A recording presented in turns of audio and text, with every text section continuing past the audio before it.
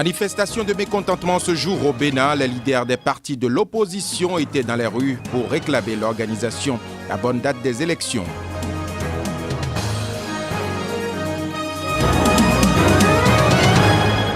Grande manifestation de l'opposition également ce mardi à Ouagadougou. Les membres de l'opposition burkinabé ont protesté contre la révision constitutionnelle.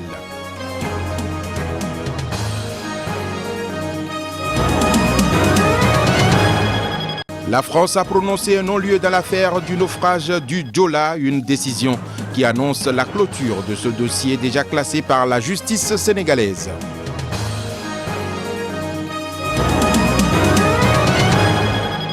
C'est un plaisir de vous retrouver sur Sika. Mesdames et messieurs, bonjour. Nous ouvrons ce journal par le Nigeria. Des islamistes présumés lourdement armés ont tué plusieurs personnes et ont incendié un village dans le nord-est du Nigeria, a rapporté ce mercredi un responsable local. Les assaillants sont arrivés à bord de véhicules tout-terrain à Kukawa, à environ 180 km de Maïdougouri, la capitale de l'État de Borno, selon Modou Moussa, le responsable du village. Ces hommes armés ont tué plusieurs personnes, surtout autour du marché où des marchands vaquaient à leurs occupations. Ils ont brûlé l'ensemble du marché, le commissariat de police, les locaux de l'administration, des dizaines de véhicules et la plupart des maisons, notamment à l'aide de lance-roquettes, a-t-il poursuivi. Les policiers présents à Kukawa ont tenté d'intercepter les assaillants en périphérie du village et des échanges de tirs ont eu lieu, mais ils ont dû battre en retraite face aux assaillants mieux équipés. Des centaines d'habitants ont fui pour Maïdougouri, où des centaines de milliers de déplacés ont déjà trouvé refuge ces derniers mois, abandonnant leur maison et leur emploi suite à des attaques similaires menées par le groupe islamiste armé Boko Haram. Le Bénin à présent, manifestation de mécontentement ce jour dans la capitale économique. Les leaders des partis politiques de l'opposition, des centrales syndicales et membres de la société civile étaient dans la rue ce matin pour réclamer l'organisation à bonne date des élections. Réunis au sein d'un grand creuset, ils étaient des milliers à manifester ce mercredi donc dans la rue de Cotonou. Je vous propose ici de suivre des extraits de l'intervention de quelques manifestants recueillis par Joël Yetonji et Floris Dossa. Je suis arrivé pour sauver ma démocratie. Je n'ai pas besoin d'argent les demi avant de sauver ma démocratie. La chute que nous avons entamée depuis 2006, nous allons l'arrêter maintenant et remonter la pente. Nous allons reconquérir nos droits, toutes les libertés, celle de manifester comme nous le faisons ce matin. Le peuple triomphera et imposera sa volonté et sa loi. Sa souveraineté sera la loi désormais. Nous allons sortir les chimpanzés du grenier pour à nouveau alimenter les enfants et faire un avenir. C'est le début du commencement. Ça va se poursuivre les marches. C'est heureux. Les gens, sur certaines radios, on a dit que c'est la marche de l'opposition. Je crois que c'est la marche des démocrates de ce pays. Qu'ils soient de la mouvance ou de l'opposition, il y a des démocrates dans tous les rangs. Donc ce sont les démocrates qui se sont retrouvés pour dire non à tout ce qui se trame dans le pays. Les Béninois veulent être rassurés pour la tenue des élections, à savoir les locales, les communales, les municipales, les législatives en 2015 et les présidentielles en 2016.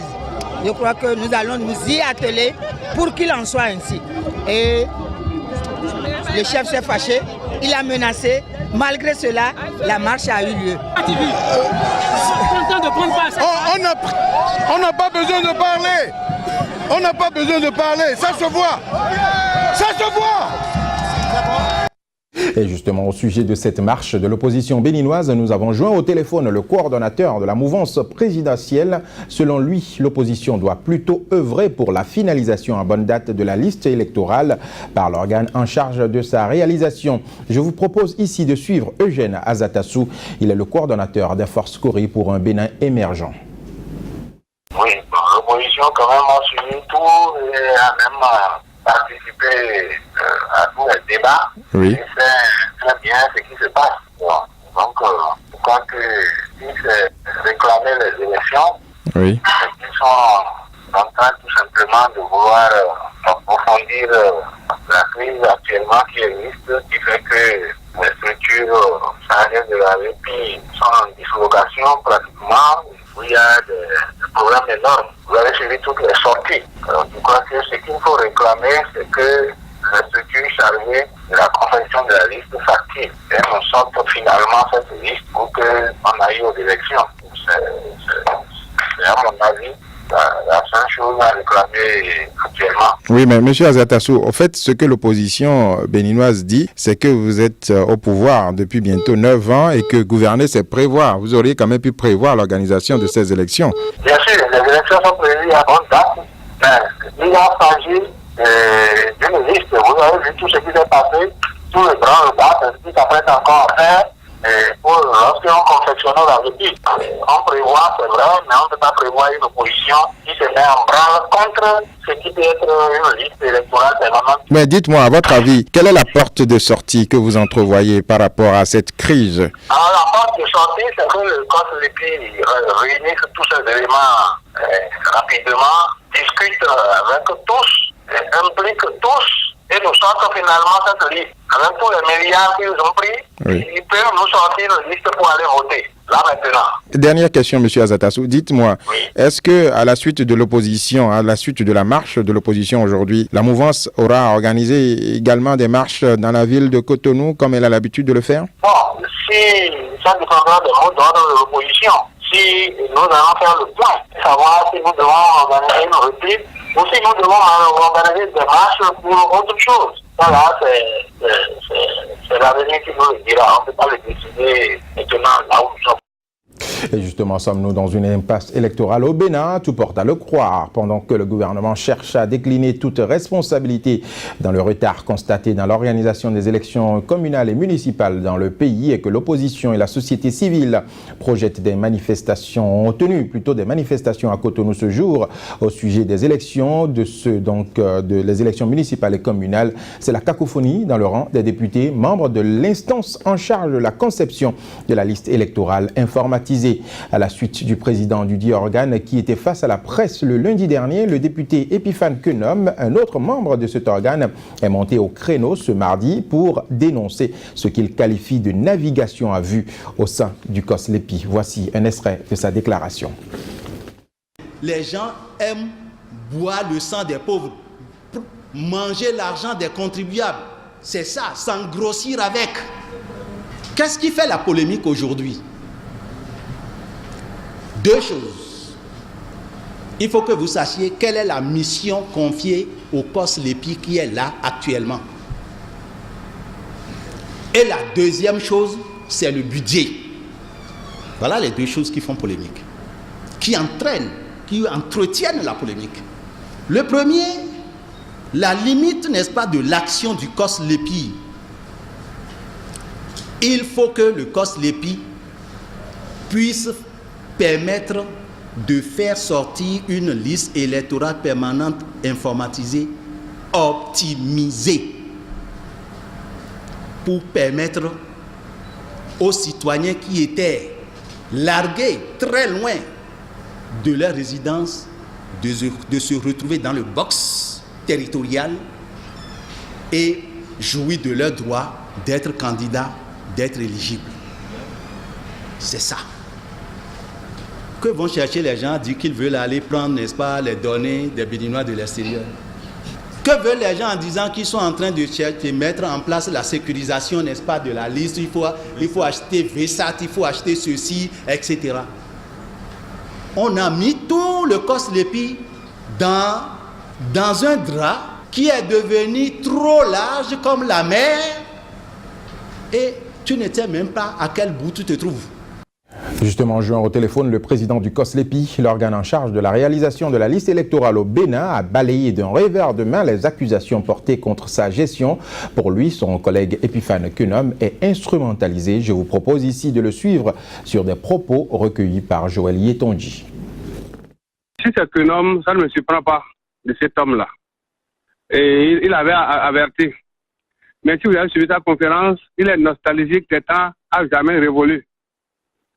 Et demandez-lui, quand il était président de la CPS, combien de gardes-corps il a? Chacun se souvient. Combien de sirènes l'accompagnaient quand il se déplaçait? Et ensuite, demandez-lui, depuis qu'on a installé le COSLEPI, qu'est-ce qu'il a eu à faire de concret, de pratique? C'est la seule question à lui poser. Depuis qu'on a installé, il n'a jamais manqué cette indemnité et de dire à telle occasion, j'ai eu à faire telle chose de concret. Il n'a jamais rien fait. Il est le superviseur de Zou Colline. Demandez-lui combien de fois il a dormi à Abomey, Boyko ou Dassa, ou quelque part là. Combien de fois il a dormi? On a fait une opération qui a duré 30 jours. Il a passé en tout et pour tout une seule nuit là-bas. C'est un type qui a un besoin, un appel financier fort. Dès qu'il entend quelque part des billets de banque frémit, lui-même il frémit au même rythme et à la même cadence. Donc je suis sûr qu'il a été payé pour faire et dire ce qu'il a dit là hier. Actuellement, c'est la pratique de le pays, c'est la pratique de la gestion politique, l'instrumentalisation de tout le monde. Mais moi, ça ne peut pas me faire dévier de mon chemin. Vous voyez? Et que l'homme vient toujours se faire surprendre par les résultats là-bas. Il n'est pas au courant de ce qui se passe. Demandez-lui à quelle étape on est, il ne sait pas. D'une crise politique à une autre, des nouvelles du Burkina Faso à présent. Le mouvement de désobéissance civile annoncé ce mardi par l'opposition du Burkina Faso s'est effectivement tenu à Ouagadougou, la capitale.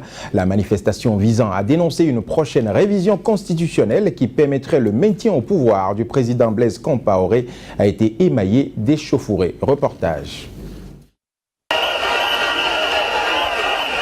Les principales artères de Ouagadougou bien noires de monde. Ils étaient plusieurs dizaines de milliers, les manifestants à prendre d'assaut les rues. Et ce, en réponse à l'appel de l'opposition à manifester contre ce qu'elle appelle un coup d'État constitutionnel à venir du président Blaise Compaoré. Ce rassemblement et cette marche sont le dernier avertissement que nous lançons à Blaise Compaoré. Il n'y en aura pas d'autre. C'est le dernier avertissement que nous lui lançons pour qu'il prenne aujourd'hui même la décision de retirer purement et simplement son projet de loi. Un ultimatum à l'endroit du chef de l'État. Ultimatum que le leader charismatique de l'opposition invite à prendre très au sérieux. Notre lutte est rentrée dans sa phase finale. Maintenant là, ça passe ou ça casse. Maintenant, c'est vraiment la patrie ou la mort. Dans le camp d'en face, certains préparent déjà la guerre. L'opposition est pour la paix dans notre pays. Les manifestations pacifiques au départ ont au fait de tourner ça et là en des échauffourées. Des forces de l'ordre ont lancé des gaz lacrymogènes sur des protestataires qui ont riposté par des jets de pierre. S'en est suivi dans la foulée des interpellations. Les manifestants se sont dispersés en jurant revenir à la charge pour barrer la route à ceux qu'ils qualifient de braqueurs de la Constitution. Ils comptent prendre d'assaut l'Assemblée nationale jeudi prochain, jour du vote, par les députés du projet de loi querellé. Voilà, comme je vous l'ai annoncé en titre, en raison des dispositions internationales qui les empêchent d'engager les poursuites en France, les juges qui ont enquêté sur le naufrage du Joola ont prononcé un non-lieu hier. En 2003, la justice sénégalaise avait déjà classé ce dossier en concluant la seule responsabilité du commandant de bord disparu dans le naufrage. Précisons que le Joola avait disparu en 2002 au bord de la côte gambienne. Voilà, madame, monsieur, qui vient mettre terme à cette édition que je vous remercie d'avoir suivi. Retenez que l'information se poursuit sur Sika TV et sur notre site internet www.sikatv.info.